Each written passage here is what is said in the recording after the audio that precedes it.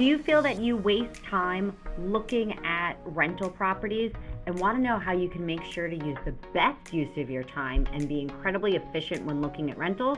Here today, I'm going to be breaking down the exact steps that I take to make sure that I am only spending time looking at the right properties for me and also maximizing the showings that I am going to. So, welcome back to today's episode of the Lady Landlords Podcast. Today, I really want to walk you through all the different things that go into schedule that showing. One of the reasons why I wanted to do this is because I feel like when I first started buying rental properties, I was just like, great, so we have to go out, we have to go see houses, whether that be open houses, private showings, knock on doors, whatever that may look like. But I realized as I've continued to grow my portfolio that unfortunately there are so many different ways to end up wasting time, money, energy, not just of yours, but if you're also working with a realtor, that with just some legwork up front, you can really make sure that you can minimize the amount of time that you are making sure to find the very right rental property. This was incredibly important back when I was really starting off with my portfolio. I was still working a full-time job in cancer research. I didn't just have all the time in the world, all the PTO, and just all the freedom to just drop everything and go look at showings. Also, that wasn't fair to my realtor. I wasn't going to put time on his calendar when then he was going to be working with other clients or doing other showings for other people, or just actually spending time with his own family when I wasn't doing the things on my side that were really needed to make sure to prepare for that property. Also, depending on where the properties that you're looking at are, you really want to make best use of them. You can't just drop everything on a dime to go drive out to a place just for one property here, one property here. It makes so much more sense, and it's going to be so much more time efficient, especially if you have other things going on in your life, as if you are a mom, if you are working full-time still, if you just have other things you'd rather do in your day, then these are the tips that I have for you that I have used personally that really make sure that I can be time efficient to find the right properties, to see the right properties, and be able to make those right decisions faster, okay? So the first place that I always start is, what exactly am I looking for in this property?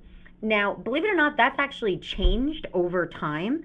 During my portfolio, when I bought my first rental property back in 2018, actually, I'm coming up on the 7-year anniversary of when I bought my first rental property. But when all of these different properties, they actually had different purposes. I had different things that I was looking for within each of them. And I always find it very important to start with, what exactly am I looking to get out of this property?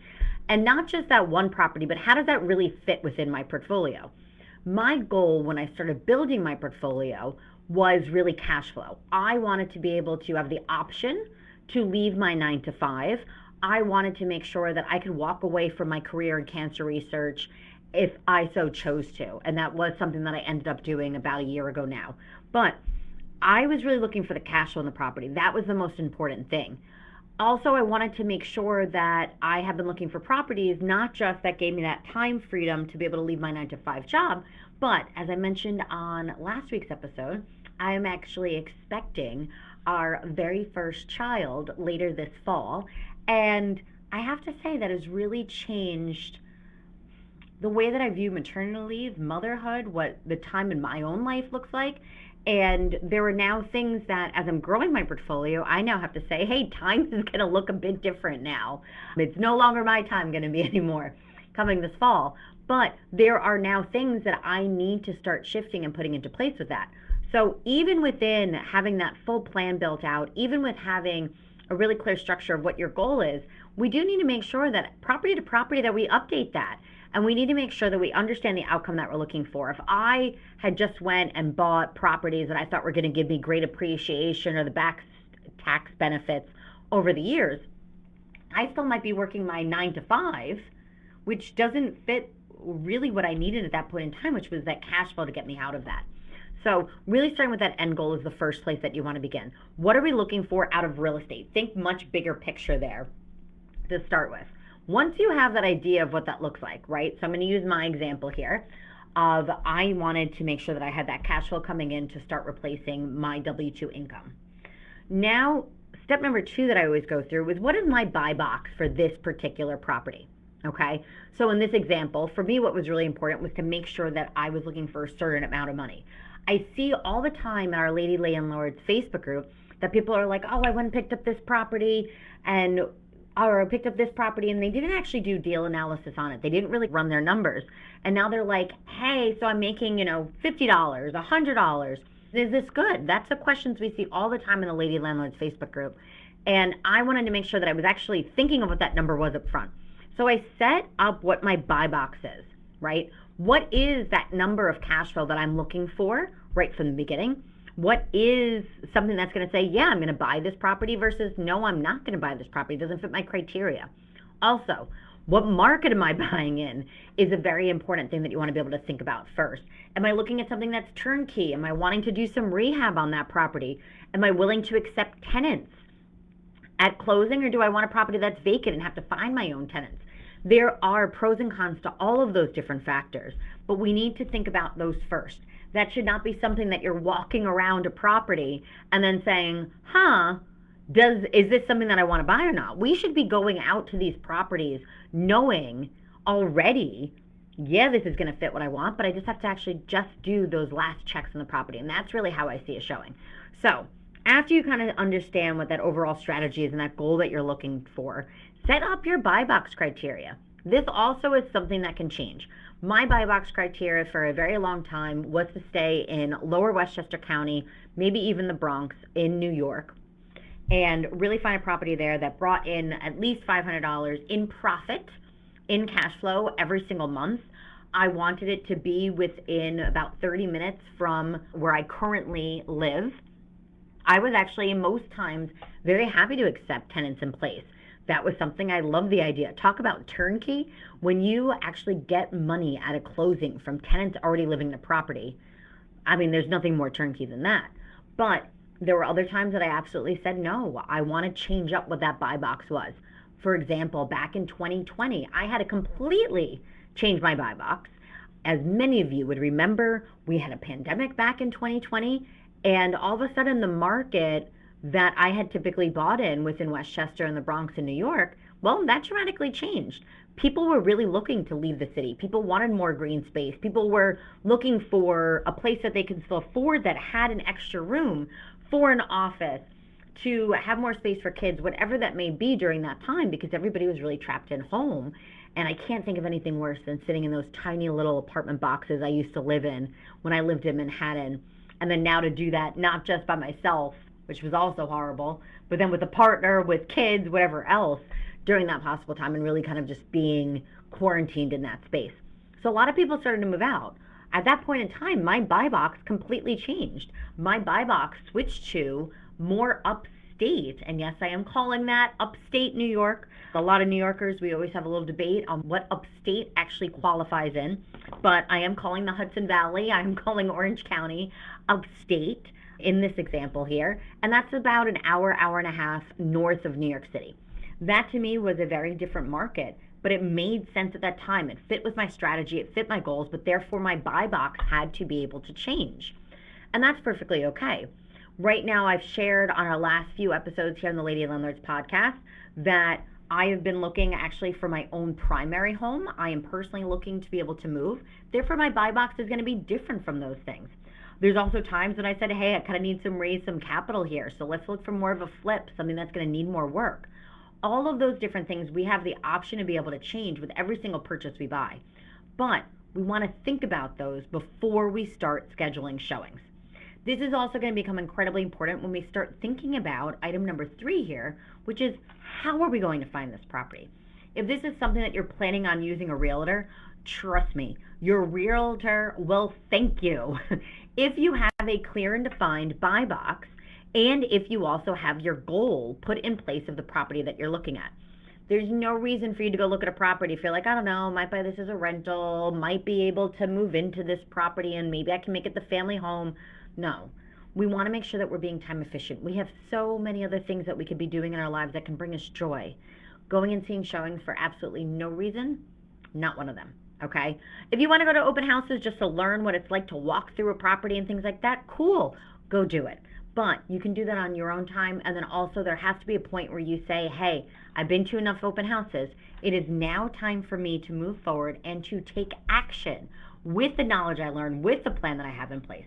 But regardless of it is working with the realtor and buying properties off the MLS, or if you are looking to purchase off-market properties, really understanding what you're looking for is the first place to start with, right? I always make this example that you don't just go out, get in your car and start driving. You have a destination in mind. You know you have to go to work. You know you have to go to your kid's school. You know you're going to the supermarket. Whatever it is, you know the destination. Scheduling showings for homes should be in the exact same vein, okay? This is also why it's really important to make sure that you are getting pre-approved, that you understand your financing. How are you paying for these properties? And that all really comes from understanding your strategy in step number 1 I gave you, and also setting up what your buy box looks like in step number 2 that I just shared. But now that you have either your realtor, if you are using a realtor, and most of the properties that I have bought, even here in New York, that I found great cash flowing deals, have actually been on the MLS using a realtor.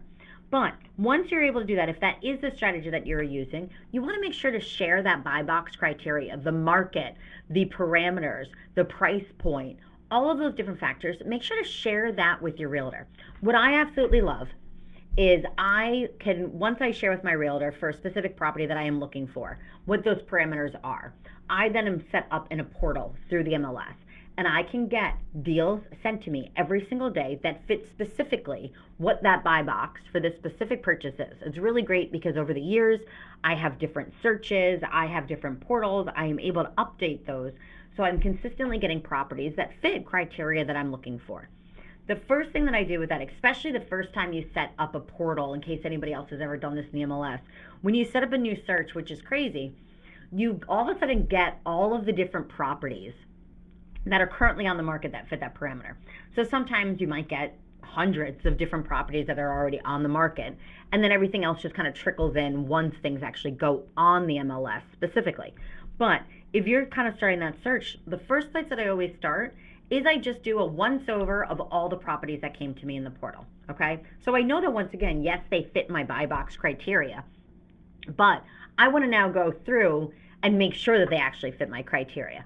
I cannot tell you how often, even within those parameters, there's things that are just still not going to fit, that you just couldn't necessarily search for outside of that to really put that in, or sometimes you realize you have to refine your buy box a little bit better. If you put a search into an MLS and you find out that there's thousands of properties, well, your parameters might be a little bit too broad, and you really want to niche down from that. So one of the first things I'll do is I'll just go through all the listings that are there. Like I said, if I'm noticing a trend, like, hey, actually, I really don't like this zip code. It's too far out of the way. I know, yes, it's technically within the 30 minutes of where I currently live, but I really don't like that town.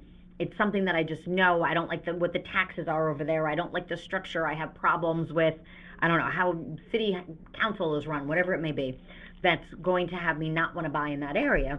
I can go back and have my realtor change those parameters. So then once again, I'm only getting the property sent to me that actually makes sense. Also within a portal, one of my favorite features of an MLS portal is you have an option to usually like a property, love a property, and trash a property. I will use that all the time, all the time. I always do that first kind of quick glance that I go through at the very beginning. I go through and I automatically just trash absolutely everything that just doesn't fit that I'm looking for. Anything there that I'm like, nope, this one is a lot more work than I thought. I said I was willing to do rehab, but that one, not what I'm looking for. Or if I see something that I'm looking for something turnkey with the tenants, but it already mentioned in the listing, hey, there's no leases, tenants are behind on payments, whatever it may be. If it's a problem that I am not willing to take on, I trash those property automatically. I'm not even going to look at them, okay? Then everything else goes into that like category or that love category. Once I'm able to categorize those, maybe I had 200 listings, maybe I'm down to 50, maybe 100, whatever it may be, but I definitely am going to have less properties to look at.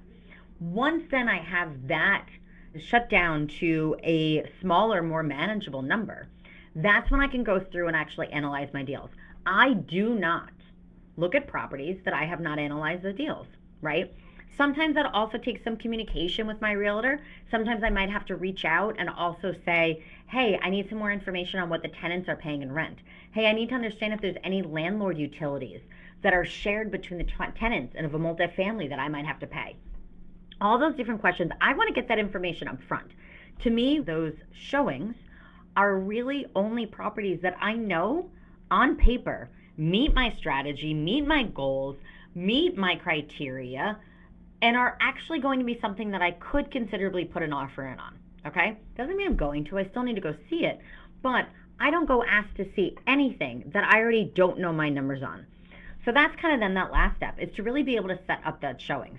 Those, like I said, are all things that I know on paper could absolutely work. And I have absolutely made offers. I have gotten accepted offers that I've never even seen on properties that I've been able to do from abroad, especially when I live in the Dominican Republic for half of the year. It's really important to be able to do those things. But if I need to go and see the actual property in person, then that's something that I'm only spending my time looking at things that I know are going to be viable options.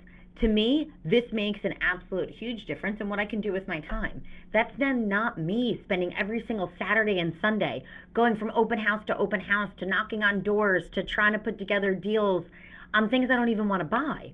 I'm not going to waste my time on that. If you follow these steps that I just laid out for you, you can really ensure that when you go see a property, that you're going to have a very, very likely chance that it is going to be a good fit for you. Now, when you go see it, yes, you might notice, hey, you know what? Actually, they didn't mention that this floor is incredibly slanted, and now it's going to have foundation issues, and I don't want to deal with that. Or, hey, now that I got to see what it's really like with the tenants here, hey, this condition is just not the fit for what I envision myself with being a landlord with. Can those things always come up? Yes, absolutely. And then you get the decision as the CEO of your landlording business if this is something that you want to still be able to move forward with or not. But at least then you don't have to feel like you were running around ragged, trying to go see a showing on a Tuesday night and then a Thursday morning and then again all day Saturday. But really make sure to do that upfront work. Within real estate investing, over the years that I've been an investor, I've noticed that pre-planning upfront and really getting very, very clear on what it is that I am looking for and what it is that I would like to have be the result of purchasing a property has saved me so much time, so much money, and also so much stress. So those are the steps that I take when I am looking at a property. If there's anything else that you do or that has helped you, feel free to put that down in the comment section. I would love to hear what other people are doing within their process of going to look at showings. Now, the other thing that I will mention is I'm actually going to be doing a property walkthrough. I'm actually going to be going to see 5 different properties. So if that is something that you would like to walk through those different properties with me, if you would like to be able to see in real time what it's like, how I walk through a property, the things that I look for, the things that I'm saying, oh, this is going to work for me versus the things that are not. Now that I know that I have everything on paper, but really being able to see what that looks like, that is a series that I'm going to put on my Instagram. So feel free to head over to the Becky Nova on Instagram. You can follow me there. Always keep an eye on the stories, and I will actually do that full walkthrough. I have 5 properties that I will be seeing here. I also want to mention that just because I think it's incredibly important to remind us that even in the economic conditions and the economic uncertainty that so many of us are feeling right now, that there still are deals out there. I purchased properties in New York, and I have already made offers on probably 10 plus properties. I feel like, well, maybe not that many, but I've looked at least 10 properties and taken a very serious consideration with them just in this year. But even in these kind of higher cost of living competitive markets, I still feel that there are properties out there that are great buys, and that is one of the reasons why I am still out there shopping. That is one of the reasons why I am still out there looking for these properties, and I really wanted to share with you what that's going to look like and just to show you a little bit about what's going to be on the market. So like I said, if you would like to follow along as I do those property showings, you can head over to my Instagram at @TheBeckyNova, and you can follow along there. Otherwise, thank you very much for joining me today for today's episode of the Lady Landlords Podcast. Please do make sure to hit subscribe or that follow button as we release new episodes of the podcast every single week. Thanks so much and see you soon. Thank you for listening to the Lady Landlords Podcast. If you're feeling stuck in your real estate investing journey, visit lady-landlords.com to book a 15-minute orientation call with me and see if you're ready to join our mentorship program. Or you can subscribe to our newsletter and join our Facebook group for exclusive real estate investing tips and offers. Invest with confidence. Become a Lady Landlord today.